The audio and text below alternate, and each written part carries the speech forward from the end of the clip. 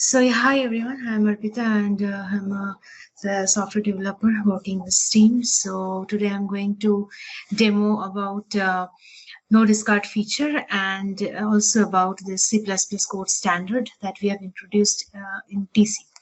So just to give a quick recap that we delivered in the last sprint. So in the Windows preference, we already introduced the new property, which is C++ code standard. So real-time development, C++.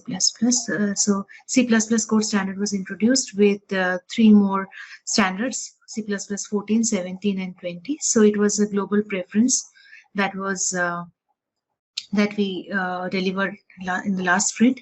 Similarly, we have also done the same thing for our TCs. So in the TC editor, if I go to the code generation tab, we have this same C++ code standard here, as you see here. So now if I go to the Windows preference and show you what the preference is right now. So if I see here, so currently when we are not setting anything in our TC preferences, the preference comes from the global workspace preference. So I will, and if I change anything in the global preference, it will be set across all the preferences and across all the TC C++ code standards. Apply and close here. So it looks like this.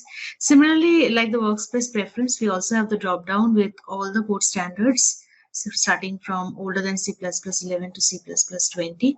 So if the user wants to have a separate code standard for his model that he wants to build, he can simply use one option from the drop down, for example, C++ 20, and save this. Once I do that, we can go and see in the code view also, we have the TC property standard set here. We can also change the same code standard from here, and we can get a content assist for this. So we can select something, maybe C++ 11, and simply save this and check for the code standard. So if I come down, you see, we can see C++ code standard set to C++ 11. You can also resume back to the older settings by simply deleting this value. So once you do that, you can see here, it shows C++ 14, which is simply the preference that is getting set from our global preference. So yeah, that's pretty much about this feature that we have done in the UI. Regarding the model compiler support for this, I'm going to demo that along with the next feature, which is no discard.